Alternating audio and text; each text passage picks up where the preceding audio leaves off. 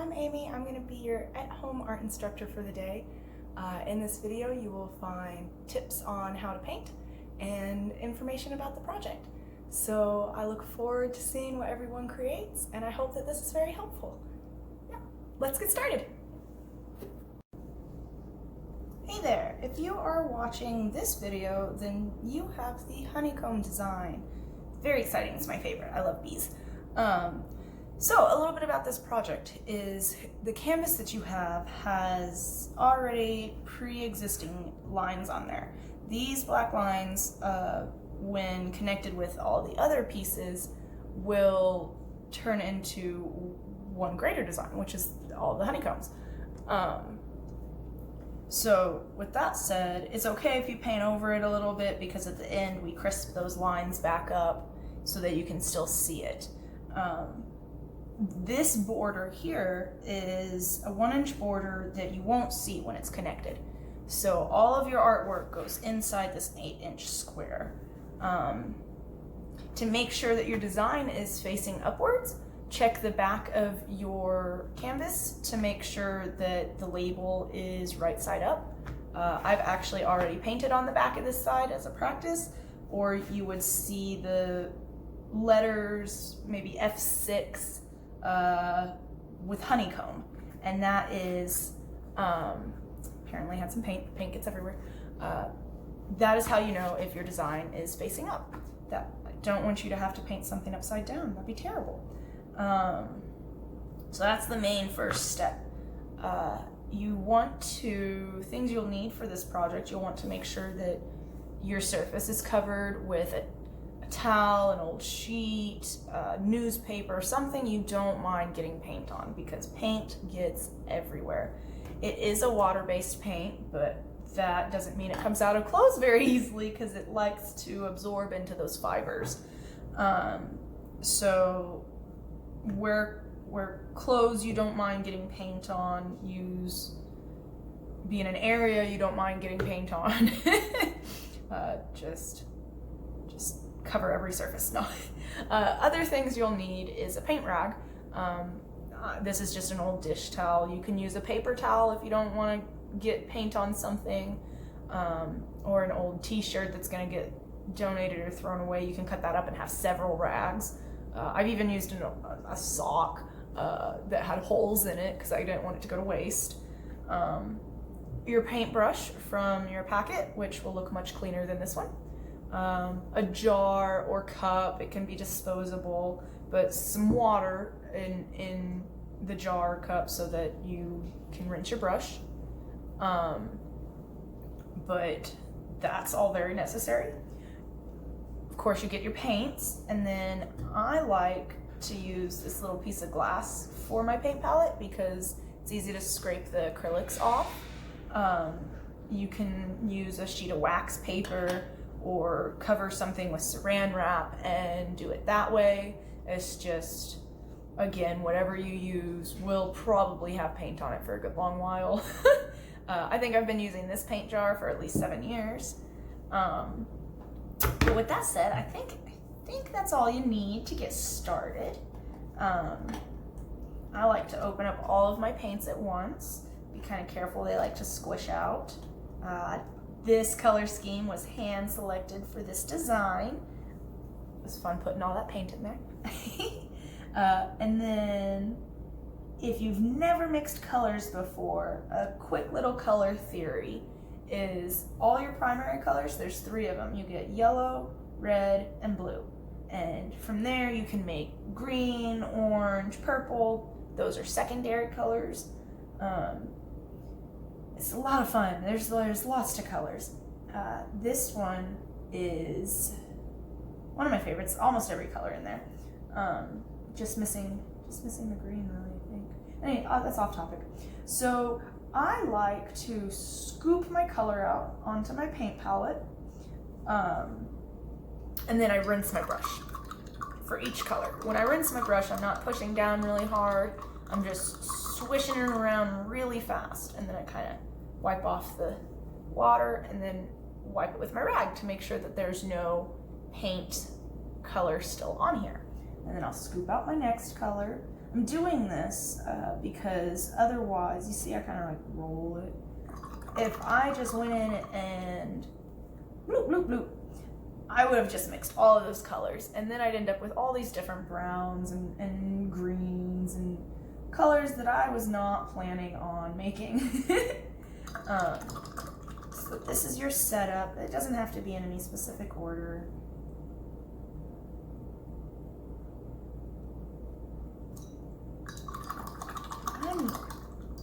I really like mixing colors. It's my favorite thing.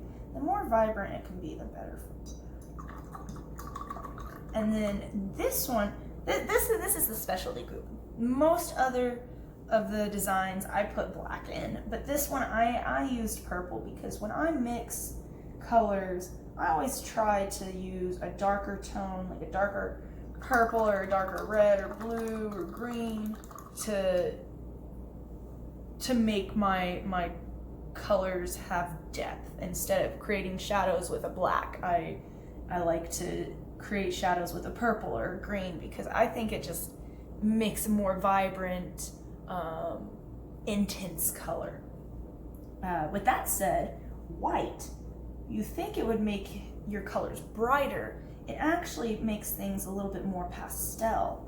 So, but at the same time, it also makes it more opaque, so you can't see through onto the underside of the canvas as much. So I love white for that reason, because you can kind of hide things. And I know this doesn't look like a lot of paint, but if you use it right, it is. You don't want to just glob it all onto one section. You want to get a little bit of water on your brush, not a lot, because then it bleeds everywhere. And then just paint away. I don't smush down the brush. You want to be nice to the brush. You want those bristles to kind of do the work for you and stay crisp and clean. If you're smushing on it all the time, then those brushes get pretty sad. Those little bristles don't want to keep their shape. So for me on this design, I'm just playing with the color. I'm just mixing and having fun. You can get as intricate and detailed as you'd like. You can just fill these all in with different colors. See, I'm getting that little bit of water, and then look how much more that spreads the paint. That's great. Just a little water. So yeah, if you want, you can paint as much or as little as you like. That's the fun part, is you're in control. This is your moment to be creative. And you can see how I'm going outside these lines a little bit. That's fine. It allows me to finish that brush stroke, but it doesn't, it won't be seen at the end of the design. Now some of y'all might already have like little imperfections on the canvas. Those are easy to paint over. Get some white and whatever color you're using, and then you can might take a layer or two, but it'll cover whatever's there. And honestly, I recommend working in layers because that's what acrylic paint likes to do. It doesn't like to mix all the colors all at once and create that image. It likes to go in layers. It doesn't get as muddied that way. You can get more depth, your colors get more vivid. Because you see how I've used all that white to make the yellow more opaque. It's also made it more pastel. Once that's dry, I'll come back in with the yellow and give it a yellow wash over, and it pops that color back out. So I use a little bit of red, and it's crazy because like without that white, you can really kind of see through a lot of these colors that you think would be darker than white, but it's not. They're translucent. They don't cover as much underneath. And so I'll come back in. You see, I just kind of rinse it off and get a little water and get a little paint. And then that, even though it lightens up that red, covers. Yeah, my favorite thing about paint is you can't mess up. You just wait for it to dry, and then you don't like it, you paint back over it.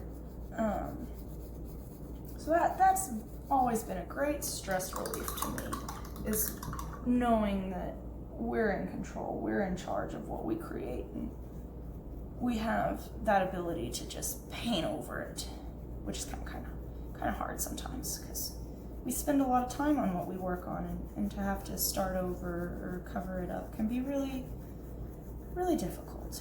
And that works in life too. So as you see, I'm just having fun blending, doing what I do. I already have some purple out, I forgot. And it's okay that I'm covering up those lines. If you paint on the little black lines, that's fine too, because I'm gonna come back in and crisp those up so that everybody can see the overall design the group worked on, which is just too cool that we're working all on individual pieces, but it's all gonna come together to create one big artwork. So yeah, if you just want to play with color, play with color. If you want to create an elaborate scene, do that. I just recommend in layers. If you like poetry, you can write a poem on there after you've put some color on the background to make it pop. You could use a Sharpie on that if you wanted. But the canvas will probably ruin the Sharpie because it's really textured. I don't recommend using a pencil or pen when you're trying to first draw out your design before you paint, because a lot of the times it's a lot harder to get that to be covered up with the paint than you would think. You'd think a pencil's nice and light, but it just holds on to that canvas. So I recommend doing a light yellow or a light color of whatever you're going to do with your paint, and then kind of outline it that way, because it's actually a little easier to paint over the little spots that you weren't planning on, like say, because you can see that yellow, but you can barely tell, and then when you go to do the real thing, you can fix it as you go. A couple of other things is when I put paint on my brush, I don't squish it in all the way. I just get about half, so you can still see most of the top of the brush. Plus, I only get the paint on one side of the brush, because if you have it on both sides, it gets really hard to control. And this allows you to have more say in where the paint ends up. If I want to do a nice crisp line, I will use just the edge of the paintbrush. And so the paint that I picked up is on the top, and on the bottom is just very little. And when I do that line, I'm at like a 45-degree angle, and I'm just using the edge of the brush. And when it gets a little dry, I'll just tip a little water. Not much, because you don't want it to bleed, and then do it again. And that's how I do that. Takes a minute, it can be a little frustrating to get used to it. Every brush is different, but you just don't have to use all of the brush just because it's there. I'm making I don't know what I'm making. I'm just kind of painting, enjoying the lines. Looks kind of like I'm making a tree. But yeah, so you can enjoy playing around with that. I think brush strokes are really interesting. Being able to see where your art was, or where your brush previously was. It's like you get to see the history of how the painting was made. So here I'm just finishing up. Don't forget to sign your piece. We gotta be proud of what we made. Definitely want you to be able to have your name on your artwork so everybody can see the awesome thing that you created. can't wait to see what everybody's made. This project is just too cool because how often do we just get to make something of our own, but then know that it's going to be part of something bigger? It's just too cool. But when you sign your name, I recommend doing it in a corner, you know, maybe even with a Sharpie after the paint is completely dried. You never want to use a Sharpie when the paint's still wet because that ruins the Sharpie. And just make sure that you're not signing it in the border because then you'll know nobody will see it. And I know sometimes honeycomb's not necessarily blue and purple and green, but that's the fun creative freedom that we have. We get to do whatever we want. I mean, maybe you don't even see a honeycomb. Maybe you see part of a soccer ball or different little scenes could be painted in each little honeycomb. It doesn't have to be related. But it can if you like it to be. It's whatever you want. Obviously on the back, I made mine. I made it have a blue bee. Why's it gotta look like just a normal honeybee? I can do whatever I want. I'm the artist. We're in charge. We get to create. That's the fun part of having the control. And now I'm just going back through and kind of crisping up those black edges with the purple that I have. And I'm dipping right in there because I'm not mixing any of the colors. I know I'm only going to use purple, so I can continue to use it straight out of the container. I'm not putting anything in jeopardy by doing that. Now, since some of my colors on the canvas are still wet though, I do run the risk of picking that up and then putting it back into the little container, which would be terrible. I don't like cross-contamination. It has muddied many a color. But yeah, that is how you do it. And then to clean up, it's pretty easy. I give my brush a really good rinse. I'll take it to the sink and rinse it out there too. You can pour the water down the sink, wipe the sink afterwards, because otherwise you get a nice little paint coloring. You can take the paints that you have not mixed together and put back into your little container, so you can save them for later. See how much I still have so much paint. It's amazing how far it goes if you kind of use it sparingly and you don't have to use all of it at once. Because I really, like I said, painting in layers, that's when I figured that out, it made my art look so much better. But I think that is about all, you know? It's pretty simple. Just make sure that you let your piece dry all the way. It'd be terrible to get a thumbprint in it when it's almost finished drying and not. Clap it back together. Everything's sealed.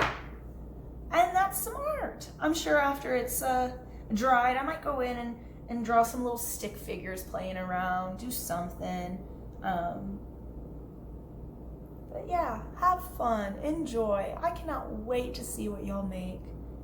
And I hope that this has been helpful and fun and enjoyable.